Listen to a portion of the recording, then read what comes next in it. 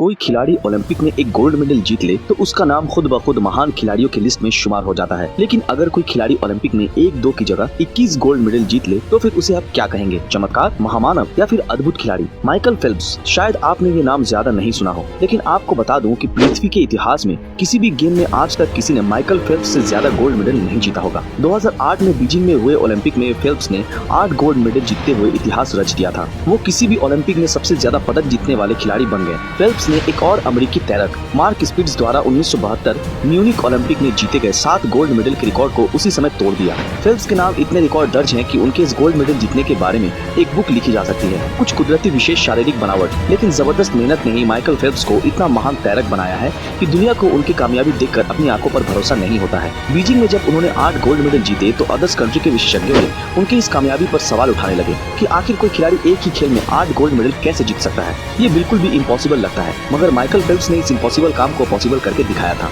1972 में हुए ओलंपिक में कई साल पहले मार्क स्पिट्ज ने एक वर्ल्ड रिकॉर्ड बनाया था। स्विमिंग के अंदर एक बार में ही उन्होंने 7 गोल्ड मेडल जीत लिए थे। उसके बाद तो पूरी दुनिया को लगने लगा कि ये वर्ल्ड रिकॉर्ड अब कोई नहीं तोड़ पाएगा, लेकिन माइकल फेल्प्स ने ये पब्लिकली अनाउंसमेंट कर दिया कि मैं ये रिकॉर्ड तोड़ूंगा। ये सुनकर पूरी दुनिया उन पर हंसने लगी। जब माइकल फेल्प्स ने 2004 से 2008 के बीच में वो 4 साल चाइना के बीजिंग में हो रहे ओलंपिक के लिए प्रैक्टिस की, उस प्रैक्टिस को देखकर दुनिया उन्हें पागल कहने लगी। लोग जितना इन पर हंसते थे, माइकल फेल्प्स अपनी ट्रेनिंग को उतना ही कठिन बनाते जाते थे। जहाँ मार्क स्पिट्ज ने ये रिकॉर्ड बनाने के लिए 4 साल तक 8 घंटे डेली ट्रेनिंग की, वही माइकल फेल्प्स ने इस रिकॉर्ड को तोड़ने के लिए 4 साल तक 12 घंटे की डेली ट्रेनिंग करने लगे और रोज 15 किलोमीटर तक भागने लगे। इस वीडियो के अंदर मेरा फोकस इनके गोल्ड मेडल के बारे में बताना नहीं है। मेरा मकसद इनके द्वारा जीते गए गोल्ड मेडल के पीछे की मेहनत को बताना है। वैसे इतना आसान नहीं था इनका जीवन। जो इनका बचपन था वो बहुत ही संघर्षपूर्ण था। 9 साल की उम्र में ये अपने माता पिता के आपस के झगड़ों के कारण बहुत तकलीफ झेलते थे, लेकिन इन परेशानियों के बीच भी ये टूटे नहीं और अपनी तकलीफों को स्विमिंग पूल में जाकर निकालने लगे। अपने आप को पूरी तरह से झोंक दिया स्विमिंग पूल के अंदर। बस जब भी वो अपने घर से रोते हुए निकलते थे,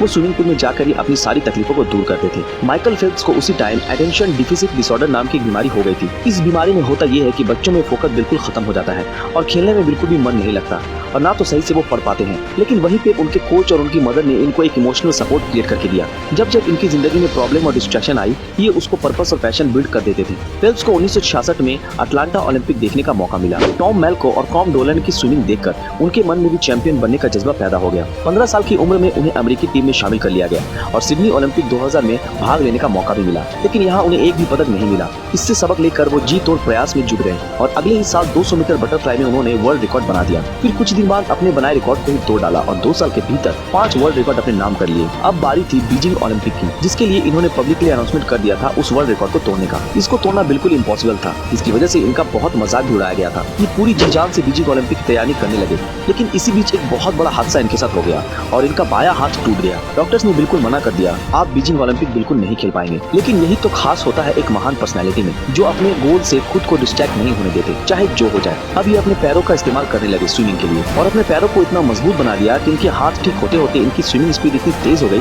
कि इनको खुद पर यकीन नहीं हो रहा था कि इनकी स्पीड इतनी तेज हो गई है। मगर ये सब इनकी जबरदस्त मेहनत का नतीजा था। अब बारी थी बीजिंग ओलंपिक में पार्टिसिपेट करने की। जब ये पूल में उतरे तो एक के बाद एक गोल्ड मेडल जीतते चले गए। अब बारी थी 200 मीटर की बटरफ्लाई की। ये जब 200 मीटर की बटरफ्लाई की रेसिंग में कूदे तो अचानक इनका गॉगल क्रैक कर गया। पानी आंखों में जाना शुरू हो गई, मगर उसमें भी ये नहीं रुके और लगातार स्विमिंग करते रह गए। और जब टाइम ओवर हुआ और अपनी गर्दन ऊपर उठाई तो बोर्ड पे डिस्प्ले हो रहा था माइकल फेल्प्स वर्ल्ड रिकॉर्ड। उन्होंने 8 में 8 गोल्ड मेडल जीत लिए। ओलंपिक के इतिहास में एक ओलंपिक में इतने गोल्ड मेडल आज तक कोई खिलाड़ी नहीं जीत पाया था। लोग उनके सफलता के साइंटिफिक मायने खोजते हैं। उनके शारीरिक बनावट से लेकर उनके खान पान तक की बात होती है। इसमें कोई दो राय नहीं है कि फेल्प्स के विशेष शारीरिक बनावट उन्हें एक बेहतरीन तैरक बनाने में मदद करती है। उनके शारीरिक बनावट का उनकी कामयाबी में विशेष हाथ है। माइकल फेल्प्स का कद 6 फीट 4 इंच है। इतना ही नहीं, उनका विंग स्पैन यानी कि दोनों हाथों का फैलाव 6 फीट 7 इंच है, जो कि उनके कद के हिसाब से 3 इंच ज्यादा है। इतना लंबा विंग स्पैन ही उन्हें तेज गति के साथ पानी को पीछे ढकेल कर तेजी से तैरने में मदद करता है। लंबे विंग स्पैन पानी में उनके लिए किसी नाव के चप्पों की तरह काम करते हैं। लेकिन ऐसा नहीं है कि सिर्फ विशेष शारीरिक बनावट के गॉड गिफ्ट की वजह से ही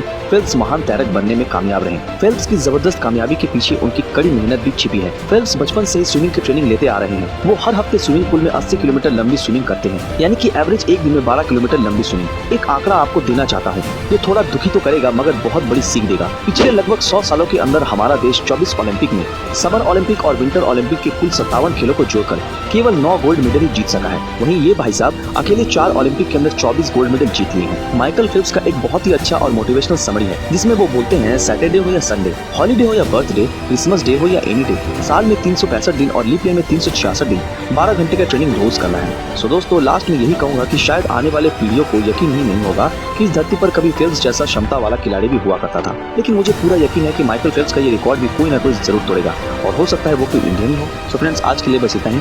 आज की हमारी ये वीडियो आप लोगों को कैसी लगी हमें कमेंट में जरूर बताएं।